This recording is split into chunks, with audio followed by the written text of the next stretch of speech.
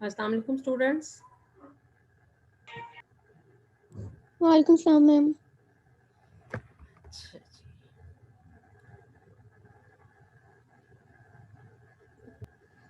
अच्छा जी, कल ये एक स्टूडेंट है, नाम नहीं इनका लिखा हुआ, तो उनका एक क्वेश्चन था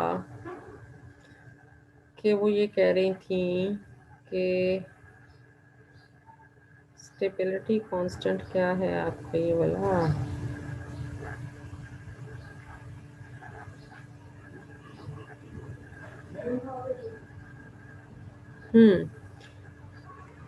निकल का जो साइनाइड के साथ कॉम्प्लेक्स है वो लिखा हुआ है कि thermodynamically stable but kinetically inert because it rapidly exchange ligands.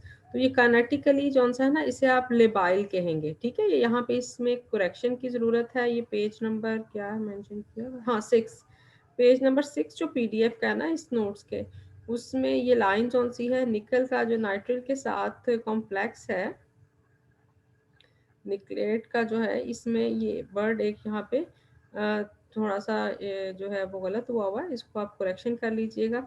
निकल nitrates thermodynamical stable and kinetically labile. ठीक है, ये यहाँ पे ये वर्ड आना है। तो बाकी अगर इसमें कोई कंफ्यूजन है फिर बाकी फिर क्लियर हो जाता है ना। ठीक है, सिर्फ एक इस लाइन में एक वर्ड की गलती थी, और फिर भी अगर आपको क्लियर नहीं हुआ तो फिर मैं आपको जो है वो व्हाट्सएप पे अलहदा से समझा दूँगी। ठीक है। अच्छा, आज का जो लेक्चर है, लास्ट लेक्चर जौन सा है वो अनफॉर्चुनेटली क्या हुआ कि उसकी रिकॉर्डिंग नहीं हो सकी थी।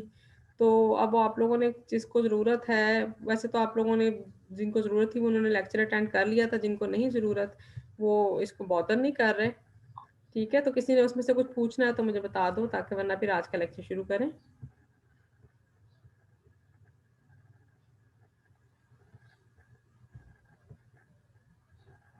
पिछले लेक्चर से किसी ने कुछ पूछना है?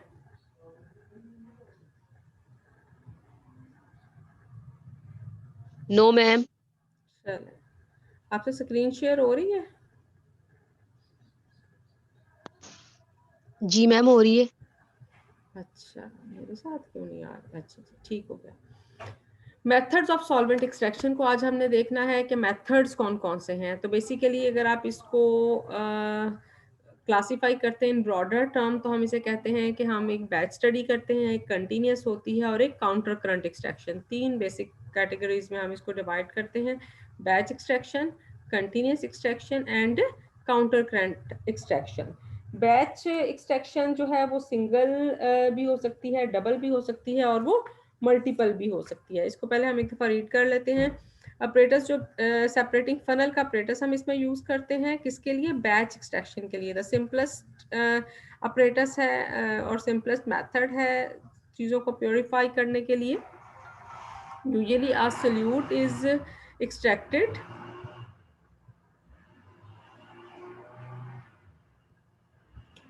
from an aqueous solution into an immiscible organic solvent.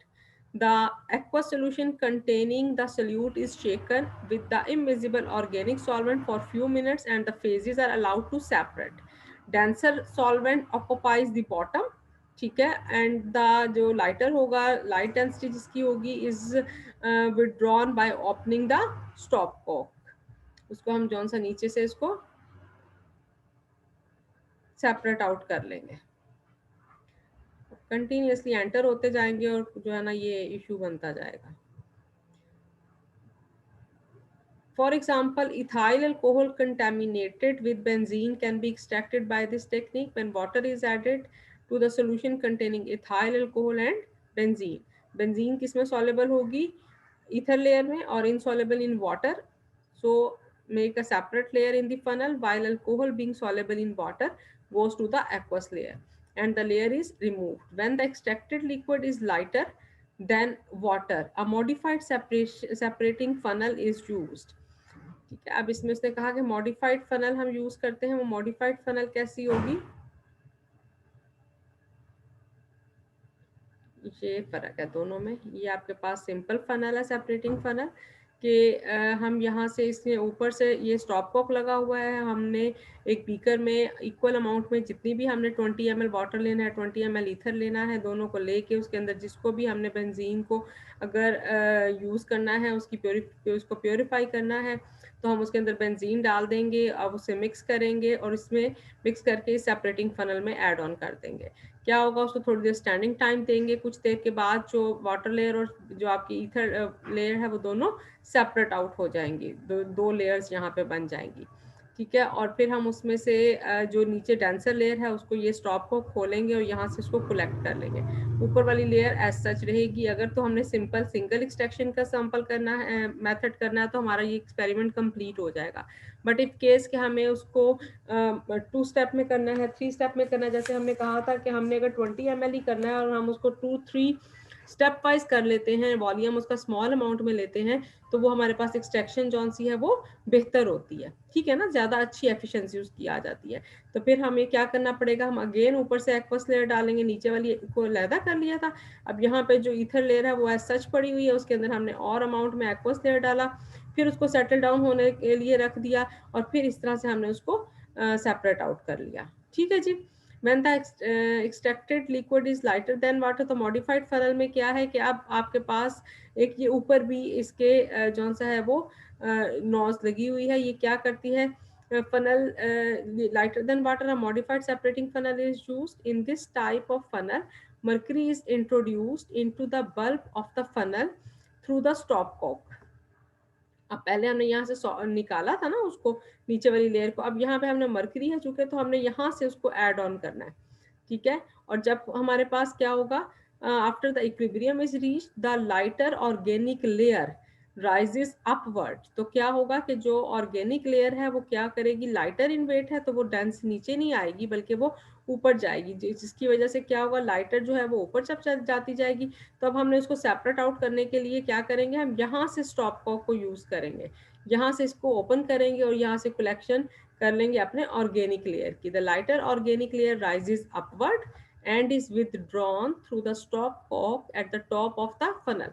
This method is used for larger KD values कि जिसका ये सेपरेशन कोएफिशिएंट जो है वो ज़्यादा अमाउंट होता है, तो उसके लिए हम क्या यूज़ करते हैं, बैच एक्सट्रैक्शन का मेथड यूज़ करते हैं। बैच एक्सट्रैक्शन को मैं दोबारा रिपीट करने लगी हूँ कि ये सिंपलेस्ट मेथड है, वाइडली यूज्ड मेथड है, and it is used when large distribution ratio for the desired separation is available। जब हमने हमारे पास जिन दो सब्सटेंसेस को हमने सेपरेट आउट करना है, उसकी डिस्ट्रीब्यूशन एक ही सब्सटेंस को हमने प्योरीफाई करना है, तो जिन दो सॉल्वेंट्स को हम चूज कर रहे हैं वो उसमें क्या होना चाहिए, उसकी लार्ज डिस्ट्रीब्यूशन रेशियो होगी, तो ये मेथड कौन सा है वो एप्लीकेबल होगा। This method is used when large distribution ratio is available. Solute is extracted from one layer by distributing it with the second immiscible layer. ठीक है, इमिजिबल लेयर होनी चाहिए, जिसकी वजह से क्या होगा, पार्टीशन इक्विलिब्रियम उसके बाद अटेन होगा। हम उसे जब स्टैंडिंग टाइम देंगे तो उसमें क्या हो जाएगा, इक्विलिब्रियम डेवलप होगा। ठीक है ना, और दो लेयर्स बन जाएंगी। तो 2 लेयर्स फिर हम उनको क्या करेंगे, सेपरेट आउट कर देंगे इन दी जो भी हमारे पास हमारा सेपरेटिंग कंटेनर होगा। In general, in batch extraction, given volume of the solution containing the ion under analysis is shaken with a given volume of organic solvent in this pear shaped funnel। जी आप लोगों ने use किया हुआ, कभी किया ये वाला एक्सपेरिमेंट? स्टूडेंट्स, ये कभी आपने किया एक्सपेरिमेंट? मैम किया हुआ है? कट गई थी आवाज आपकी। सिद्रा नो मैम नहीं नहीं किया। किया हुआ, नहीं किया हुआ, अच्छा। चले बहरहाल फिर देखें क्या इसमें अब किया जाए कि ये पियर शेप, इसको आपने जस्ट कौन सा है, पियर शेप में आपने उसको शेक करना है और उसके बाद फिर आपने इसको सेपरेट आउट करना है। यहाँ तक फिर क्लियर हो गया आपको? जी मैम क्लियर है यहाँ तक। अच्छा, और ये जो साइज इसमें जो वेरिएशन आती है वो साइज भी इसमें डिफरेंट अवेलेबल हैं कि हमारे पास ये जो सेपरेटिंग फनल है, इसको हम सेपरेटिंग फनल कहते हैं। These are available from micro, जो है माइक्रो लीटर मिलीलीटर से लेकर लीटर तक की जौन सी हैं ये अवेलेबल होती हैं। इसलिए हमारे पास ईजी है कि बहुत थोड़ी सी अमाउंट में भी अगर हमारे पास सब्सटेंस है जिसको हमने चूज प्योर करना है, उसको भी हम इजीली प्योरीफाई कर सकते हैं बाय यूजिंग दिस मेथड। और इसमें हम बेसिकली एग्जांपल भी एक आपके पास क्लियर हो गई, तो मर्करी की भी एग्जांपल होगी। ठीक है जी, ये बैच एक्सट्रैक्शन फिर ये कंप्लीट हो जाता है। नेक्स्ट आ जाता है कंटिन्यूस एक्सट्रैक्शन।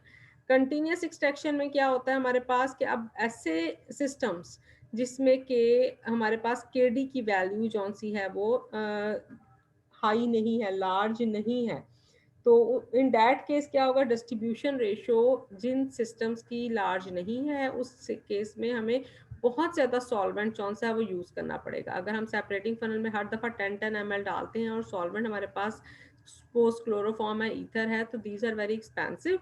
तो ये सिस्टम जितना ज़्यादा हम सॉल्वेंट यूज़ करेंगे उतना ही हमारा जो सिस्टम है वो केमिकली जौन सा है ना तो वो इकोनॉमिकल रहेगा और ना ही वो ग्रीनर रहेगा। हमें ऐसे सिस्टम्स डेवलप करने होते हैं और ऐसे सिस्टम्स हम चूज़ करते हैं जिसमें कम से कम हमारा जौन सा है वो केमिकल चूज़ हो, सॉल्वेंट यूज़ हो और मैक्सिमम सेपरेशन ऑब्टेन हो। तो इसलिए ऐसे सब्सटेंसेस जिसमें केडी की वैल्यू जौन सी है, जिनका सेपरेटिंग कोएफिशिएंट जौन सा है वो लार्ज नहीं है, इन दैट केस हम क्या यूज़ करेंगे, कंटीन्यूअस एक्सट्रैक्शन का प्रोसेस यूज़ करेंगे। When an organic compound to be extracted has nearly the same solubility in water as well as in the organic solvent, कि दोनों जो हमारे सॉल्वेंट सिस्टम है उसमें क्या है कि वो उसकी इक्वल डिस्ट्रीब्यूशन है, ये नहीं कि वो किसी एक में ज़्यादा सॉल्युबलाइज हो जाता है और किसी एक में कम होता है। तो उसके लिए large quantity of organic solvent is employed to obtain even a moderately efficient extraction. This can be avoided. इसको हम कैसे अवॉइड कर सकते हैं कि हम कंटिन्यूस एक्सट्रैक्शन का सिस्टम यूज करें। इस ऑपरेटर्स को हम क्या कहते हैं, कंटिन्यूस एक्सट्रैक्टर। ठीक है, और कंटिन्यूस एक्सट्रैक्टर कौन सा है उसकी शेप मैं आपको दिखा देती हूँ। This is the continuous extractors. ठीक है जी। अब इस कंटिन्यूस एक्सट्रैक्टर में क्या है आपके पास कि ये कंटिन्यूस एक्सट्रैक्टर है जहाँ पे सॉल्वेंट हैवियर देन वाटर, कि जहाँ पे हमारे पास सॉल्वेंट जिसको हमने सेपरेट आउट करना है वो वाटर से हैवी है, तो वो नीचे डेंस हो जाएगा। जब वो नीचे डेंस हो जाएगा तो इसको हम यहाँ से सेपरेट आउट करते जाएंगे, और जब हमसे यहाँ से जिसके अंदर सॉलिबलाइज होगा और फिर हम इसको यहाँ जो हमारे यहाँ से हमारे पास ये बी जौन सा है, ये हमारे पास कलेक्टिंग चैम्बर है जिसमें हमारा सब्सटेंस जौन सा है वो ऑर्गेनिक लेयर के साथ सल्यूट एंड ऑर्गेनिक लेयर यहाँ पे कलेक्ट हो रही है। और फिर हम क्या करेंगे, इसको रोटरी से पास करेंगे। रोटरी एवेपोरेटर में क्या होगा कि जो आपका सॉल्वेंट है उसका जो बॉइलिंग पॉइंट है, जब हम उसे वो देंगे तो उस बॉइलिंग पॉइंट पे यहाँ पे जो सॉल्वेंट है वो सारे का सारा एवेपोरेट होकर सेपरेट आउट हो जाएगा और नीचे इसमें सिर्फ आपका प्योरीफाइड कंपाउंड रह जाएगा, जो भी सब्सटेंस आपका XYZ जो आपने सेपरेट आउट करना है। तो अब जो हमारे पास सॉल्वेंट आ जाएगा उसको हम दोबारा से इस सिस्टम में यूज कर सकते हैं। तो इस तरह कंटिन्यूस एक्सट्रैक्शन इसको इसलिए कहते हैं कि हम अपने सॉल्वेंट को रीयूज करते हैं फॉर मेनी टाइम। ठीक है ना, तो इसलिए हमने इसको क्या, इससे क्या होगा कि हमारा जो एक्सट्रैक्शन सिस्टम है, जो हमारी प्रोसेस है, मेथड है, वो उसमें लेस अमाउंट में जो सॉल्वेंट है वो यूज होगा, रिसाइकल हो जाएगा और जो है वो एक्सट्रैक्शन एफिशिएंसी भी हाई रहेगी। ठीक है जी। अच्छा, यहाँ पर क्या है, सॉल्वेंट लाइटर देन वाटर। जब सॉल्वेंट लाइटर देन वाटर है तो क्या होगा, अब आपका जो ये आउटफ्लो है, जैसे कि आपका ऑर्गेनिक लेयर अगर वाटर से लाइटर है तो अब ये यहाँ से हम इसको कलेक्ट करेंगे। तो इसका जो सा आउटलेट है वो ऊपर बना हुआ है और इसका जो आउटलेट है वो नीचे बना हुआ है। ऊपर ये दोनों जो से हैं वो रिफ्लक्स हो रहे हैं। रिफ्लक्स होने का क्या मतलब है कि जैसे ही हम नीचे से इसको हीट देते हैं या इसको हम थोड़ा सा इसको हमें हीट देना पड़ता है, जिसकी वजह से क्या होता है, कंटिन्यूस यहाँ पर भी ये देखें, यहाँ से एक इनलेट और यहाँ पर एक ऊपर आउटलेट होती है कि पानी जो सा है वो यहाँ से इसमें जाता है और जो कि इस कंडेंसर को कूल करता रहता है। तो जो आपका ऑर्गेनिक लेयर है, जो वेपोरेट, जो वाटर के वेपर्स हैं जो वेपोरेट होकर ऊपर जाते हैं, जब ठंडा पानी जो है इसके इर्द गिर्द सर्कुलेट करता है तो वो फिर दोबारा कंडेंस होकर इस सिस्टम में दोबारा रीयूज होने के लिए अवेलेबल हो जाते हैं। ठीक है, समझ आई है इस बात की? यस मैम, आगे। अच्छा, क्या चाहिए आपको? वहाँ पढ़ा लें। ठीक है जी। अच्छा, अब हम इसको थोड़ा सा पढ़ लेते हैं। When an organic compound to be extracted has nearly the same value, तो हमने कौन सा सिस्टम यूज करना है? कंटिन्यूस एक्सट्रैक्शन का सिस्टम यूज करना है। कंटिन्यूस के लिए हमें कंटिन्यूस एक्सट्रैक्टर चाहिए होता है। Experimental units that can be use to extract an organic substance from an aqueous solution with a solvent which is more or less dense than water are shown in 6.3a and b. The organic substance in aqueous phase is placed in an extraction vessel A fitted with cold finger or reflux condenser. The extracting solvent or extractant immiscible with water is adjusted at the level of overflow tube or solvent return tube. ठीक है, खास level तक आपने उसको जौन सा है ना वो ये है ना, इसने कहा है कि किस लेवल तक जाना चाहिए उसको, यानी कि इस लेवल से जहां से ये सॉल्व इसने पास ऑन होना है, ये इसकी बैक पे आ रही है ना तो यहाँ पे अगेन हमारे पास स्टॉप कॉक लगा होगा कि इससे कौन सा है वो बैक पर इससे नीचे नीचे लेवल उसका रहे, और यहाँ पर भी उसके यहाँ तक जो ऑर्गेनिक लेयर है उसके लेवल कौन सा है वो इसके आउटलुक के इक्वल आए। जब आपने इसको ग्रेजुअली जो है वो ऐड करना है, एकदम से नहीं ऐड करना है इसको। Extractor heavier than water lies above aqueous phase is shown in figure 6.3a, and that which is lighter than water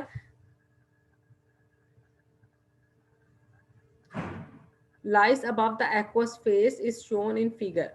ठीक है, a portion of the extractant is placed in the heated solvent reservoir B and vaporized. The vapor is passed into the extraction vessel which goes up to the condenser and condense into liquid state. Clear हो गया ना ये point जो मैंने अभी आपको समझाया था कि जैसे ही वो ऊपर जाएगा, ऊपर कंडेंसर लगा है, वो उसको दोबारा से जो है वो कंडेंस करके वापस उसको उस सिस्टम में भेज देगा। The liquid drops are passed downward containing the organic solute. वो कौन सा है वो उसको ऑर्गेनिक सल्यूट जो इसके अंदर मौजूद है, इसके अंदर मौजूद है, उसके अंदर वो दोबारा से इसको ऐड ऑन करता जाएगा। And done so they carry certain amount of solute. This causes the organic solvent to flow easily and collect in the reservoir through the overflow tube or return to maintain the level of the solvent. इसमें अब हमने सिर्फ ये देखना होता है कि हमारा जो सॉल्वेंट का जो लेवल है, कंटिन्यूस प्रोसेस है चूंकि, तो ये फ्यू आवर्स से लेके फ्यू डेज तक प्रोसेस भी चलता है कि हम इसे 24 आवर जो है वो रन करते हैं प्रोसेस को। As the process is continuous, the organic solute concentration in aqueous phase is gradually depleted as its concentration in reservoir B. जैसे जैसे इसके अंदर जाती जाएगी तो आप यहाँ से ऑर्गेनिक लेयर की अमाउंट जौन सी है वो कम होती जाएगी, इसीलिए उसको जब जैसे ही अमाउंट इसकी कम होने लगे हम इसमें जो और अमाउंट में ऑर्गेनिक लेयर को ऐड कर देंगे। ठीक है ना, तो इसलिए इसको थोड़ा सा ये है कि हमें इसको कीनली होकर परफॉर्म करना पड़ता है। It is to be noted that in the isolation of organic compound from aqueous solution, the fact that the solubility of many organic compound in water is considerably less than in case of inorganic salts such as sodium chloride, calcium chloride के जो कि वो organic होते हैं, तो ये जब हम इसमें सोडियम क्लोराइड, कैल्शियम क्लोराइड है तो इस तरह के तो वाटर में ज़्यादा सॉलेबल होंगे, लेकिन जो ऑर्गेनिक हैं वो जौन से ऑर्गेनिक लेयर में ज़्यादा अच्छे से डिजॉल्व होंगे। This is called the salting out effect. Due to this effect, the solubility of miscible organic solvents such as ether is considerably less in salt solution, thus reducing the amount of solvent in extraction. इसको मैं थोड़ा सा ना आपको clear कर देती हूँ, दोबारा इसको बताती हूँ। वो कहता है कि अगर हमारे पास it is noted that the isolation of organic compound from aqueous solution use is less than the fact that the solubility of many organic compound is considerably decreases by the presence of dissolved inorganic salt। कि अगर आपने aqueous solution में कोई salt भी add कर दिया है, ठीक है ना, थोड़ी सी अमाउंट में आप उसमें सोडियम क्लोराइड ऐड कर दो या कैल्शियम क्लोराइड ऐड कर दो, तो क्या होगा, उसका क्या इफेक्ट होगा? ये डालने की वजह से चूंकि वाटर में जो है आयंस की अमाउंट और ज़्यादा हो जाएगी, जिसकी वजह से जो आपने ऑर्गेनिक सब्सटेंस जिसको आपका मकसद है सेपरेट आउट करने का, प्योरीफाई करने का, उसकी सॉलिबिलिटी मज़ीद डिक्रीज हो जाएगी इन द एक्वस लेयर। उसका जो पार्टिशनिंग कोएफिशिएंट है वो उसका जो मैच होगा वो ज़्यादा ऑर्गेनिक लेयर में उसकी डिस्ट्रीब्यूशन ज़्यादा हो जाएगी। तो क्या ऐड करने की वजह से, सॉल्ट ऐड करने की वजह से हमने थोड़ा सा सिस्टम को एफिशिएंट कर दिया। इसको कहते हैं सॉल्टिंग आउट इफेक्ट। और due to this the organic solvent जो हमारा, सपोज हम ईथर को कंसिडर कर रहे हैं, तो वो लेस अमाउंट में हमें जो है ना कंपैरेटिवली थोड़ी सी लेस अमाउंट में रिक्वायर होगा एज कंपेयर कि अगर हम उसे उसमें सॉल्ट ऐड ना करें। Got it? Yes, ma'am. जी, ये था हमारे पास कंटिन्यूस एक्सट्रैक्शन। लास्ट है जी काउंटर करंट एक्सट्रैक्शन। 3 मेथड से काउंटर करंट एक्सट्रैक्शन में क्या है हमारे पास? This method was developed by Craig and accordingly an extractor used for this purpose is called Craig counter current extractor. ये इस तरह का इसका जो है ना शेप है, और ये इसकी उन्होंने एक जो है ना वो सिंगल सेपरेशन चैम्बर दिखाया। ये इस तरह एक लंबी सीरीज होगी, ग्लास ट्यूब है इसके छोटी छोटी सी लगी हुई।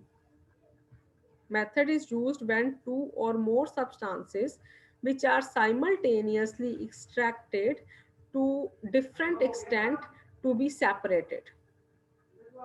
कि हमें दो या दो से ज्यादा सब्सटेंसेस जिनको कि हमने सेपरेट आउट करना है, ठीक है ना। उसके लिए हम क्या करते हैं कि हमने इसमें तकरीबन इस तरह के ये जो पूरी सीरीज है स्मॉल अमाउंट में 300 से 4000 सेपरेटिंग चैम्बर से ये बनता है हमारे पास। यानी कि ये पूरा एक जो सेपरेटिंग इसको आप कह लो कि अपरेटस है, काउंटर करंट एक्सट्रैक्टर है, इसमें इस तरह के 300 से लेकर 4000 तक सेपरेटिंग चैम्बर्स अवेलेबल होते हैं और एक ट्रेन की फॉर्म में आता है। अ सिंगल चैम्बर उसने कहा कि हमने दिखाया है, उसमें क्या करते हैं, the एक्सट्रैक्टेंट and the solution containing the solute are introduced through A and B। कि यहाँ से इससे हमने ऐड कर देना है अपना सैंपल सॉल्यूशन जिसको कि हम सेपरेट आउट करना चाहते हैं। यहाँ पे ऐड कर देंगे, कुछ देर के बाद हम देखेंगे यहाँ से ऐड करके सपोज हमने 10 ml ऐड कर दिया, तो 10 ml जब हमने ऐड किया और थोड़ा सा हमने उसको स्टैंडिंग टाइम दिया तो 2 लेयर्स बन जाएंगी, ठीक है ना।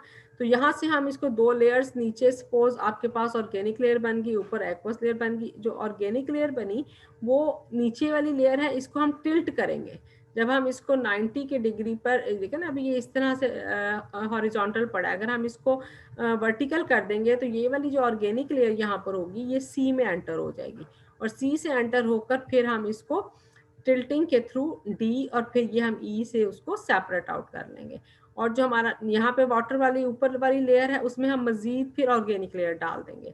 वो ऑर्गेनिक लेयर अगेन उस वाटर में जो मौजूद है हमारा सोल्यूट, उसके साथ जो है अगेन उसका पार्टिशनिंग होगी, और उस सोल्यूट जो कि अगेन ऑर्गेनिक लेयर को हम ऐसे ग्रेजुअली सेपरेट आउट करते जाएंगे, ठीक है ना। तो इस तरह से हमारे पास ये जिस भी हम जो डिफरेंट चैम्बर से पास ऑन होकर जब हमारे पास डिफरेंट फ्रैक्शंस उसके आ जाएंगे, उसको फिर अगेन हम उसकी एनालिसिस करके फाइंड आउट करेंगे कि कितना परसेंट कौन से वाला एक्सट्रैक्शन, कौन से वाला सोल्यूट कौन सा है, वो उसकी डिस्ट्रीब्यूशन कोएफिशिएंट क्या है, उसकी काइनेटिक्स क्या है, etcetera. The extractant and the solution containing the solute are introduced through A and B and equilibrated there. When the two phases are separated, the apparatus is tilted so that the upper layer or phase gets decanted। Decant का मतलब होता है separate out करते हैं या उसे filter कर लेते हैं through C and is collected in D, और D से फिर ये E में पास आउट होता था। When the apparatus is again made vertical, the liquid in D passes through E into the next equilibrium chamber. The lighter phase thus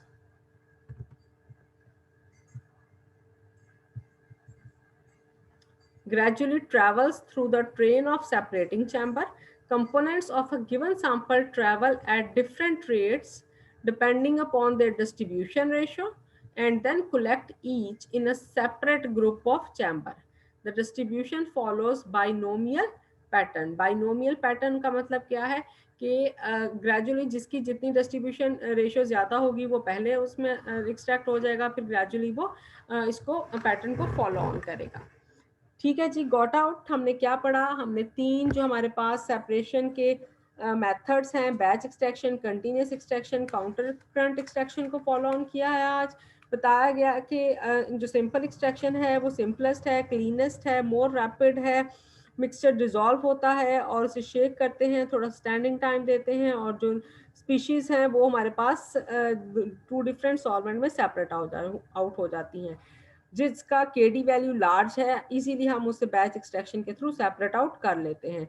इसे हम multiple भी कर सकते हैं, डबल भी कर सकते हैं, लेकिन क्या है कि केडी लार्ज होना चाहिए। अगर केडी की अमाउंट वेरी स्मॉल है कि वो दोनों ही सॉल्वेंट्स में सिस्टम, ऐसा सिस्टम नहीं हमारे पास कि जिसमें कि केडी की वैल्यू एक सॉल्वेंट में वो इंक्रीज हो और एक में बहुत कम उसकी सॉलिबिलिटी हो, तो फिर हम कंटिन्यूस एक्सट्रैक्शन का प्रोसेस करते हैं। ये ज़्यादातर यूज़ होता है फ्लेवोनॉइड्स के लिए, फिनोल्स के लिए, प्लांट्स के जो आपके पास प्लांट मटेरियल में से हम डिफरेंट बायोएफिकेसी जो कंपाउंड जिनकी ज़्यादा होती है उनको हम सेपरेट आउट करते हैं बाय कंटिन्यूस एक्सट्रैक्शन सिस्टम में। इसमें हमारे पास क्या करते हैं, हमारे पास जो चैम्बर होता है, जो सेपरेटिंग फनल है, उसके साथ क्या लगा होता है, कंडेंसर लगा होता है। कंडेंसर की वजह से हम यहाँ पे जब उसमें ऐड करते हैं, अपना सॉल्वेंट सिस्टम ऐड करते हैं, तो कंटिन्यूसली उसे हीट किया जाता है। जब वेपोरेट होकर वो इसमें विजिबली डिस्ट्रीब्यूट करता है अपने आप को, साथ साथ वो वेपोरेट होता है, तो ऊपर कंडेंसर उसको दोबारा से सिस्टम में ले आता है और फिर आफ्टर सम स्टैंडिंग टाइम वो हम उसको सेपरेट आउट कर लेते हैं। अगर वो लोअर लाइटर देन वाटर है, डेंसर देन वाटर है, तो दोनों के केस में जो सॉल्वेंट जिसको कि हमें सेपरेट आउट करना है, दोनों के केस में उसकी थोड़ी सी जो शेप है वो चेंज होती है कि आउटलेट जो लाइट हैवियर देन वाटर है उसकी हम नीचे से कलेक्ट करेंगे तो आउटलेट नीचे बनी होगी, और जो लाइटर देन वाटर है ऑर्गेनिक लेयर, उसके लिए हमने उसको जो रिजर्वायर जिसमें कि ऊपर जमा करना है ऑर्गेनिक लेयर को, उसका हम आउटलेट जो है वो ऊपर बनाते हैं। ठीक है जी, कंटिन्यूस होता है, रिसाइकल हो जाता है सॉल्वेंट, ग्रीनर मेथड है, लेस अमाउंट में सॉल्वेंट चाहिए होता है, और वो सिस्टम्स जिसमें कि केडी की वैल्यू कम होती है, पार्टीशन कोएफिशिएंट बहुत जो है वो निग्लिजिबल होता है, स्मॉल होता है, उसको भी हम इजीली सेपरेट आउट कर लेते हैं by using the continuous extraction. Counter current extraction में हमारे पास ट्रेन ऑफ एक्सट्रैक्टर मैम हो। जी जी मैम ये जो फिगर 6.3 का ए पार्ट है, हम्म जब इसमें से ऑर्गेनिक की लेयर कम हो जाएगी हम्म तो वो पानी थोड़ा नीचे हो जाएगा ना, हाँ बिल्कुल, लेकिन हमने इसको तो फिर इस पर पानी नहीं ऊपर ट्रांसपोर्ट होगा मैम? हमने ये करना है, यही तो मैं कह रही थी आपको कि हमें ये थोड़ा सा कीनली परफॉर्म करना पड़ता है। हम क्या करते हैं, हम यहाँ से, ये थिम्बल होती है, इसको हम यहाँ से इसको रिमूव करते हैं, इसका जो कॉक है, और यहाँ से हम इसमें और ऑर्गेनिक लेयर डालते जाते हैं। ठीक है, इसको हमने एक खास लेवल से नीचे नहीं आने देना होता। ठीक है, तो क्योंकि मैम अगर वो जो ऑर्गेनिक लेयर डालेंगे तो वो इमीडिएटली नीचे आ जाएगी हाँ या वो उसको टाइम? नहीं, वो जो भी उसको टाइम लगेगा, लेकिन जब तक देखिए वो ये इतना भी टाइम नहीं लगेगा कि वो उसको जौन सा है उसके साथ वो मिक्स होती फिरे। उसमें ये है कि वो चूंकि वो डेंसर देन वाटर होती है, देखे ना आप पेट्रोल को पानी में मिक्स करो, क्या होता है, कितना टाइम लगता है, या आप जितना आप ऐसे कर लो कि आप जो है वो चूंकि वो जिसकी ये तो वाटर डेंसिटी, में हाँ, डालने वो फौरन से को- सेटल डाउन हो जाती है, या बर्फ कौन सी होती है वो जब आप आइस को हम्म, वाटर में डालते हो तो वो फौरन से ऊपर फ्लोट करना शुरू कर देती है। ठीक है, बस हमने जी ये मैम। देखना है कि हमारा जो सा लेवल है वो ऑर्गेनिक लेयर का वो इस आर्म से ऊपर रहे। ठीक है, ओके मैम। तो काउंटर करंट एक्सट्रैक्शन में फिर हमारे पास वो क्रैग एक्सट्रैक्टर है, इसमें चैम्बर्स हैं, और चैम्बर्स की बेस पर इसमें मूवेबल होते हैं। हम इसको जस्ट बाय टिल्टिंग और ट्विस्टिंग हम अपने वेरी, लेकिन ये होता है कि स्मॉल अमाउंट में हमारे पास स्मॉल जोन से हैं वो कलेक्शंस अवेलेबल होती हैं, और उसमें हम उसकी डिफरेंट केमिस्ट्री को चेक कर सकते हैं कि किस लेवल पे कौन से वाला सब्सटेंस कौन सा है वो सेपरेट आउट हो रहा है। ठीक है जी, चॉइस ऑफ द सॉल्वेंट कौन सी है वो बहुत इंपॉर्टेंट है एक्सट्रैक्शन सिस्टम में। सॉल्वेंट कैसा होना चाहिए, कि सॉल्वेंट कौन सा है वो कैसा होना चाहिए, high distribution ratio for the solute. ऐसा सॉल्वेंट चूज करना है जिसकी डिस्ट्रीब्यूशन रेशियो हाई हो, जिसकी सॉलिबिलिटी जो है उसकी उस सॉल्यूट के साथ एक्वस सोल्यूशन में कम हो, और बहुत ज़्यादा वो विस्कस ना हो। हमें ऐसा सॉल्वेंट नहीं चूज करना जो बहुत ज़्यादा विस्कोस और लो विस्कोसिटी वाला सॉल्वेंट चूज करना है, और केमिकली वो इनएक्टिव होना चाहिए। जिस सल्यूट के साथ उसने डिस्ट्रीब्यूट होना है, it should B solvent must be inactive. It is cheaply, ये it should be cheaply available. It should be blast resistant, कि ये ना हो कि वो इनफ्लेमेबल, कि अगर हम वो थोड़ा सा उसे हीट दें और वो फ्लेमेबल हो जाए ना, तो इसलिए ब्लास्ट रेजिस्टेंस उसके अंदर होनी चाहिए, और उसको ऑक्सीडाइज भी इजीली नहीं होना चाहिए। इट शुड एग्जिबिट लो ऑक्सीडाइजेबिलिटी। अगर उसकी ऑक्सीडाइजेशन ज़्यादा हो जाएगी तो वो सिस्टम के साथ वो सेपरेशन में जो है वो उसमें चूंकि वो फिर केमिकली रिएक्शन शुरू हो जाएगा, ऑक्सीडेशन का रिएक्शन शुरू हो जाएगा। देयरफॉर हमें ऐसा सॉल्वेंट चूज करना है दैट शो लो ऑक्सीडाइजेबिलिटी। और लास्ट क्या है कि it should be easy to recover, कि उसका जो रिकवर करना है वो इजीली हो, कि जब हमने उसे रोटरी से पास करें तो वो इजीली रिकवर हो जाए। अब कौन कौन से एक्सट्रैक्टर हैं जो लाइटर देन वाटर हैं और कौन कौन से जो कि हैवियर देन वाटर हैं? तो बेंजीन कौन सा है, वो लाइटर देन वाटर है। टोलुइन लाइटर देन वाटर है। अल्कोहल्स आ जाती हैं इसमें जो लाइटर देन वाटर हैं। Diethyl ether, ether, isopropyl ether. तो ये सारे सॉल्वेंट्स ऐसे हैं जो कि लाइटर देन वाटर हैं। तो हमारे पास कौन सा अपरेटस अवेलेबल है, ऑन दैट बेसिस हमने अपने सॉल्वेंट सिस्टम को चूज करना है। हैवियर देन वाटर में कौन कौन सा है? Chloroform, carbon disulphide, carbon tetrachloride, ठीक है ना। तो ये ऐसे हैं जो कि वाटर से हैवियर हैं। तो फॉर एनालिटिकल सेपरेशन हमें number of metals like nickel, cobalt, zinc, cadmium, and other effective extractants such as cation exchange reagents. cation exchange reagents कौन से हैं वो भी हम उसमें यूज करते हैं, और हमें क्वालिटेटिव एस्टिमेशन भी हो सकती है और क्वांटिटेटिव भी हम इसको फर्दर जो है वो स्टडी करके इसको क्वांटिटेटिव बेसिस पर भी इसको, लेकिन उसमें बहुत लंबी चौड़ी काइनेटिक स्टडी करनी पड़ती है। तो these are the choice of the solvent, and कौन कौन से एग्जांपल्स हैं कि लाइटर देन वाटर कौन सा है और हैवियर देन वाटर जौन से है, कौन से सॉल्वेंट्स हैं जिनको हम चूज कर सकते हैं। ठीक हो गया? अब आपने इसमें से कुछ पूछना है? No ma'am. मैम जो आपने ये बताया था कि हम जब साल्ट की एडिशन करते हैं तो वो हमारे पास एफिशिएंट हो जाती है एक्सट्रैक्शन, उसकी सॉल्युबिलिटी ज्यादा। मैम ये जिसकी कम होगी सॉल्युबिलिटी ऑर्गेनिक लेयर में, हम उस एक्सट्रैक्शन में डालेंगे या फिर हम हर किसी में हर एक्सट्रैक्शन में डाल देते हैं कि हमारा एफिशिएंट हो जाए सिस्टम? नहीं, ये डिपेंड कर रहा है ना कि अगर तो वो सेपरेट आउट नहीं हो रहा, ठीक है, या सिस्टम को थोड़ा सा एफिशिएंट करने के लिए ये आपके पास एक जर्नल जो है ये थेरेटिकल जो है वो पॉइंट्स हैं। बेसिकली हमने डालना कब है, जो हम जब हम कोई काम करते हैं ना तो हमारे पास पहले से कोई उसका कोई प्रोटोटाइप मौजूद होता है कि हम किसके मेथड को फॉलो कर रहे हैं। कि सपोज मेरे पास एक प्लांट सैंपल है, मैंने प्लांट सैंपल से जौन सा है वो मैंने फ्लेवोनॉइड्स को सेपरेट आउट करना है, तो मैं लिटरेचर स्टडी करूंगी कि हाँ जी किसने प्लांट से फ्लेवोनॉइड को सेपरेट आउट किया हुआ है। आइदर उसने बैच एक्सट्रैक्शन की थी, कंटिन्यूस एक्सट्रैक्शन की थी। कंटिन्यूस एक्सट्रैक्शन की थी तो कौन सा सॉल्वेंट सिस्टम यूज किया था, उससे कितने परसेंट यील्ड उसके पास आई है, ठीक है ना। तो वो मेरे पास एक एस्टिमेशन आ जाएगा, थ्योरेटिकली मैंने प्लान कर लिया अपने वर्क को। Got it? तो अब अगर उसकी यील्ड बहुत कम आई हुई है तो मैं अपना क्या, मेरा रिसर्च वर्क क्या हो सकता है कि मैं उसमें उसके या तो उसमें वॉल्यूम जो उसने यूज किया है उसको इंक्रीज कर दूं या डिक्रीज कर दूं, या उसकी रेशो जो सी है वो चेंज कर दूं, या उसके अंदर डिफरेंट सॉल्ट्स ऐड करके स्टडी कर लूं, सॉल्ट्स की डिफरेंट कंसंट्रेशंस को वेरी कर लूं।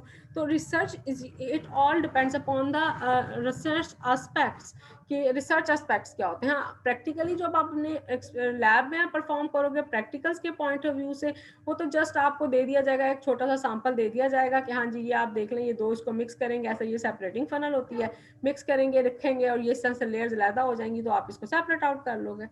ठीक है, तो अब हमने डालना है या नहीं डालना, it depends upon the research plan कि वो किस पे बेस कर रहा है। ठीक है,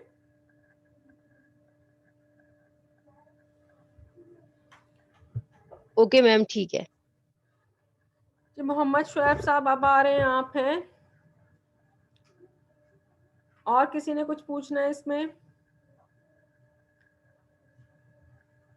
कल अब हम देखेंगे कौन नो कौन से मैम। फैक्टर्स अफेक्ट करते हैं। अब हमारा इसमें रह गया फैक्टर्स कौन से अफेक्ट करते हैं और इसकी एप्लीकेशंस। ठीक है, और फिर ये हमारा जो एक्सट्रैक्शन का है ये वाला टॉपिक भी दी एंड हो जाएगा। आप लोग साथ साथ पढ़ रहे हो? मैंने बल्कि आपको आज तो शायद क्विज का यस मैम। हुआ था कि फ्राइडे को कहा हुआ था? नो मैम, आपने डे नहीं बताया था, बस ये कहा था कि क्विज होगा। अच्छा, तो तैयारी कर ली आप लोगों ने? स्टूडेंट्स बहुत कम जौन से है ना ये इसमें आ रहे हैं, रीजन क्या है इसकी? टाइम नहीं सूट कर रहा उन्हें? जी मैम, अच्छा, वो क्या कह रहे टाइम हैं कि कहते सुबह हैं? सुबह, कुछ लोग कह रहे हैं कि सुबह सुबह नहीं ले सकते, स्पेशली बॉयज में से। अच्छा, किस वक्त ले सकते हैं वो? 12 से 1, 11 से 12, 12 से 1? जी मैम। उसमें बच्चे मैंने बहुत ट्राई किया, लेकिन उसमें बस फिर मैं यही कहती रहती हूँ, आपको आवाज़ आ रही है, मेरी आवाज़ आ रही है, आपकी आवाज़ जा रही है, बस ये कुछ होता है और फिर क्लास नहीं हो पाती। वहाँ पे नेट अपना भी ले जाओ तो वो कुछ इस तरह की वहाँ पे सिस्टम है, आवाज़ की रूम में किसी जगह जाओ या कॉरिडोर में खड़े हो तो लेक्चर इस तरह फिर हो नहीं पाता प्रॉपर, ये इशू है। ठीक है, चलें, आज का लेक्चर फिर अपलोड हो जाएगा इंशाल्लाह, तो वो फिर उनसे शेयर कर लेंगे। ठीक है जी? जी मैम ठीक है। तो चल, मैम अब हाँ हाँ, लेक्चर आज ही था ना, कि कल भी होगा? लेक्चर आज ही है, अब हम फिर फ्राइडे सैटरडे संडे 3 दिन ले लेंगे होपफुली। ठीक है? जी मैम मैम ठीक है। क्विज कर लेंगे हम। क्या हुआ? क्विज कब होगा नेक्स्ट? क्विज हम किस दिन लेंगे, आप लोग तैयार कर लो इस फ्राइडे तक, तो वो मैं सरप्राइज क्विज रख लूंगी, किसी भी दिन थोड़ा सा आपसे मैम पूछ लूंगी। जी जी। नेक्स्ट वीक ले लीजिएगा प्लीज।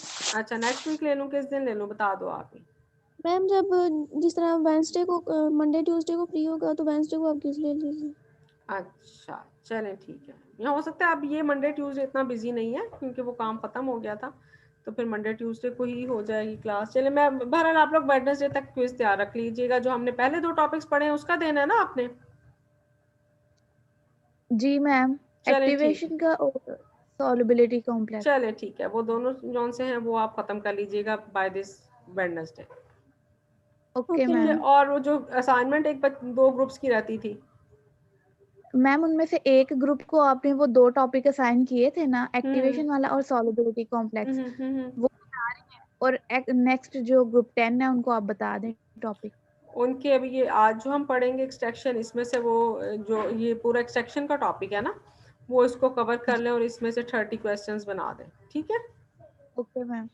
MCQs okay. बना के। ठीक है, चल, थैंक यू, अल्लाह हाफिज। ये ख़त्म हो जाएगा फिर वो शुरू करें। ठीक है, जी जिस मैम तरह भी ठीक है। इन्होंने करना है। और ओके, अल्लाह हाफिज, टेक केयर। अल्लाह